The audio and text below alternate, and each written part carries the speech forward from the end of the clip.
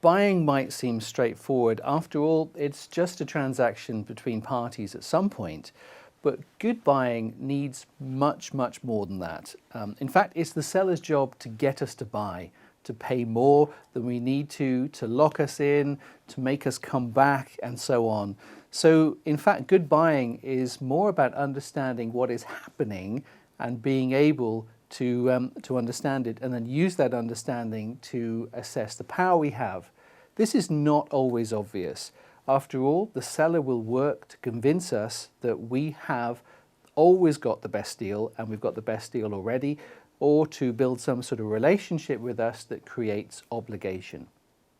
But if we can understand what is happening and we know some simple ways to be able to take control of the process and use whatever power that we might have to our advantage, then we can buy really, really well.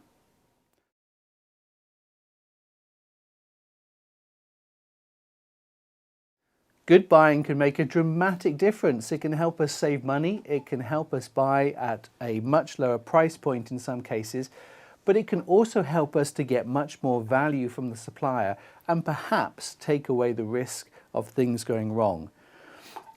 What is possible depends upon what we are buying and also upon how we decided what we were going to buy in the first place.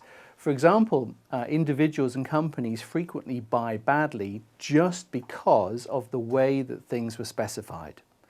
If you specify a single make or model because of some preference, but really don't need it to be like that, then the potential to buy well is immediately constrained. Often there's good reason behind why we do this, but not always. And so good buying is not just about maximizing our position in the marketplace, but also about considering carefully how we are deciding what it is we want to buy in the first place.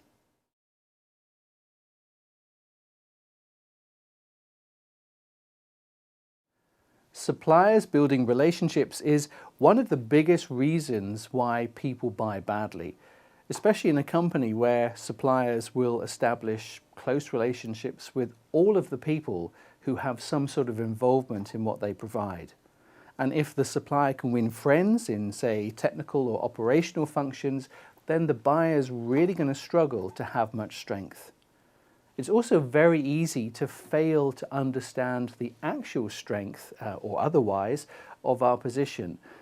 Often we have much, much more power than we realize, but we just need to be able to see it.